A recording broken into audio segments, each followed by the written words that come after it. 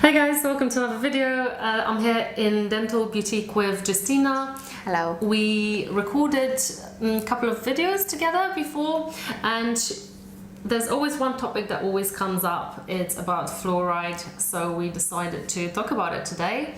And maybe let's start with what is fluoride? Fluoride is a compound that was discovered by an accident. It was leaching to water in Colorado Springs. And over time, people have discovered that the tooth decay rate was significantly lower in that area than the rest of the country. That is very interesting. It's only first time today that I heard this story. And then the research started to find out why. It was a pleasant surprise. Also, they've discovered that people who lived that they had some, especially kids, they had some brown staining on the teeth because there was just a bit too much of fluoride in that water. At that time, they didn't know exact amounts that were good for us. So they started doing some research. Why has that happened?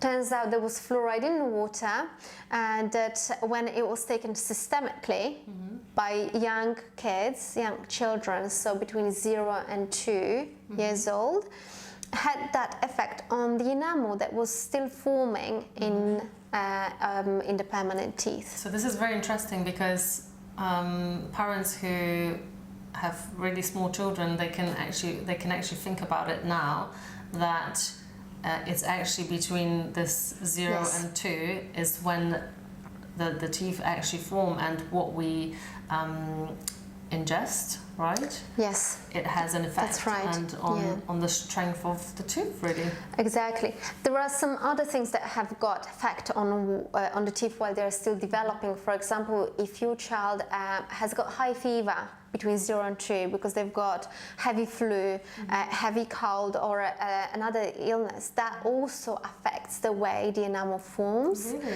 So when the teeth are up, usually the big front teeth and the back teeth, and they've got some marks, brown and white marks, and then we know that your child had some kind of illness when they were between 0 and 2.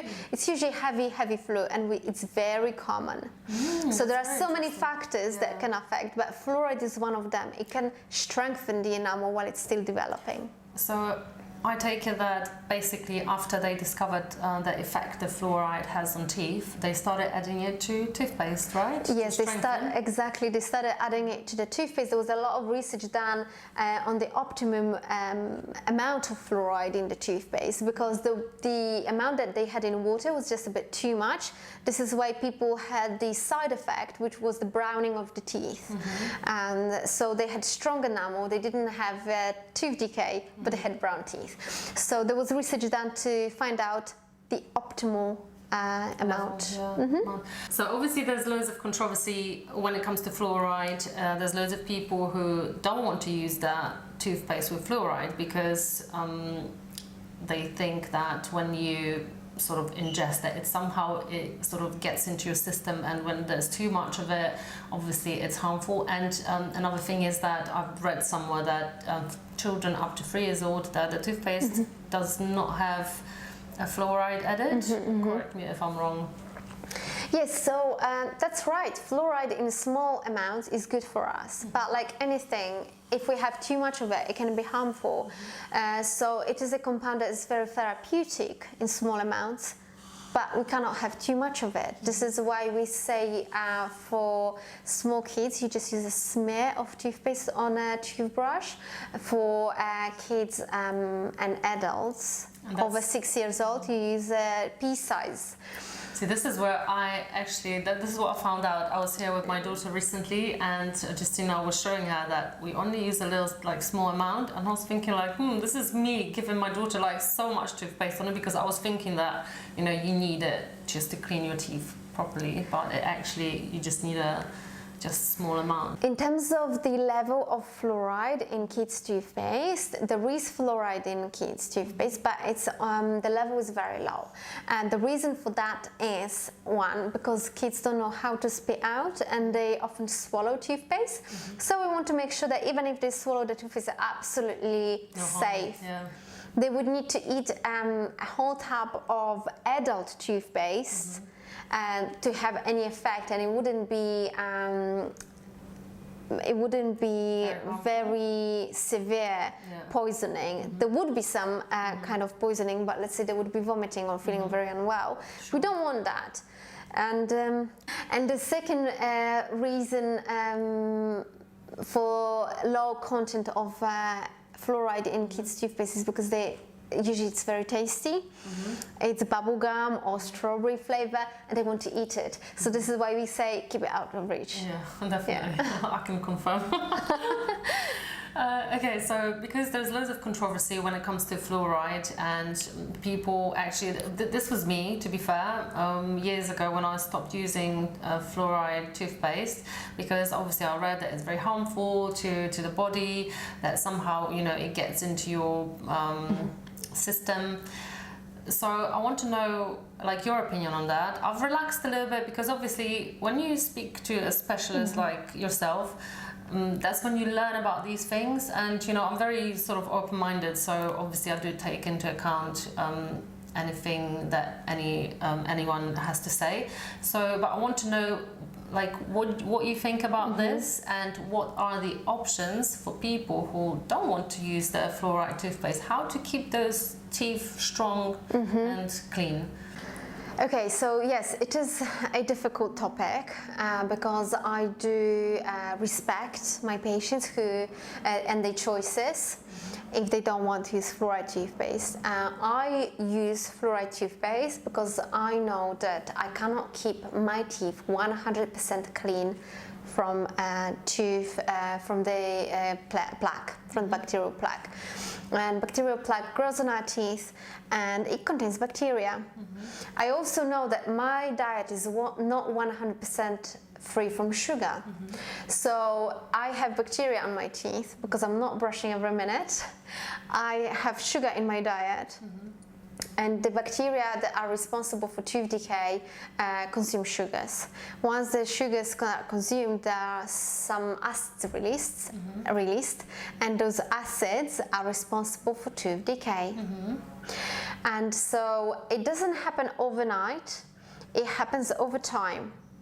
So we've got 4 factors that are responsible for tooth decay. We've got susceptible tooth surface, which is susceptible because we've got grooves, we've got nooks and crannies on our teeth. Then we've got bacteria on our teeth. Unless they are removed every time we brush our teeth, we will have that plaque on our teeth, and it's almost impossible to completely clean our teeth free from plaque. Also, plaque grows on our teeth within 60 minutes from brushing our teeth. So there is always going to be some bacteria in our mouth. So because I know that I will probably have some plaque on my teeth, I know that I will have some sugar in my diet, I want to give my teeth that extra protection with fluoride, because fluoride repairs micro damage caused by the bacteria. So basically it all comes down to the amount really that we, as you said, so if we really put a small amount on the toothbrush of the toothpaste, we sort of, it's really hard to ingest, get in the system. Even if you ingest it, it's not going to have any effect. It's such a minor amount that once digested and distributed in our body, it has got no effect. So now what is the option for, because obviously there will be people who, as their choice, won't use fluoride toothpaste. And as I say, I do respect that choice, and I have patients that don't want to use fluoride toothpaste. Then I cannot guarantee that you're going to have decay-free teeth, but you can minimize the risk by keeping meticulous oral hygiene. You can use these closing tablets that will show the plaque on your teeth, and if you remove all the plaque from your teeth twice a day, you really minimize that bacterial load on our teeth. Keep very low sugar intake. And I'm not talking about complex carbohydrates. I'm talking about simple sugars. So, for example, juices, smoothies, and obvious sweets. Keep that to minimum or completely cut out of your diet. Just minimize that. And I think we spoke about it before as well, that let's say, because I've relaxed a little bit, I was like completely like on not using fluoride toothpaste, but now I relax because obviously I know more, and I guess it is the case of sort of educating yourself and speaking to a specialist like yourself. So I have relaxed a little bit, so sometimes I'll use fluoride toothpaste, free toothpaste, sometimes I use the one with fluoride, so I sort of alternated, I would say. But as we spoke, that the minimum you would recommend to brush your teeth is twice a day with fluoride toothpaste. So if someone wants to add on top of it, let's say another time, that would be fluoride free. And what kind of, because you mentioned as well that there are some, what do we pay attention in fluoride-free toothpaste? So we want to make sure that you use really good quality toothpaste. So just fluoride-free and aloe vera is not enough. You want to add more to it. So essential oils, tea tree oil is really good, bicarbonate of soda is really good, coconut oil. When it is all in that toothpaste, it works really well to minimize the plaque and aid the cleaning. So it really reduces bacterial load on our teeth. But it hasn't got that fluoride, so you have low level of protection, and you really need to watch your diet. So my question as well is, do you see the difference between your patients who use fluoride-free toothpaste and fluoride toothpaste? So I do, and I'm not saying that just because I want you all to use fluoride toothpaste. That's the reason why I use fluoride. This is why I actually use fluoride toothpaste, because I've seen patients who have stopped fluoride toothpaste for a year or two, and they require a lot of fillings. And that experience, although I know that being a dental professional, I clean my teeth well and I've got a fairly low sugar intake, that experience with my patients really keeps me on using fluoride toothpaste. And I've got nothing against fluoride toothpaste, because I know that in small quantities it's really therapeutic. It would be more for the environmental reasons, because toothpaste is often in a big plastic, and fluoride-free toothpaste are usually more environmentally friendly because they're packed in glass. And that would be the only reason why I would switch. Okay, so shall we add anything else, maybe about the difference between the ingested fluoride? Or? Yes, it is a huge difference. Once we are adults and all our permanent teeth are erupted, there is really no difference whether we drink water with fluoride or not. It really has an effect while we are developing our teeth, because that fluoride ingested, taken internally, helps to form the enamel in a way that it is smoother, easy to clean, and attracts less bacteria. Because of that smooth surface, there is less to stick onto. And fluoride that is applied topically, so in fluoride toothpaste, helps to repair a micro damage. So it won't make our enamel grow. It has got no effect on our enamel in that term.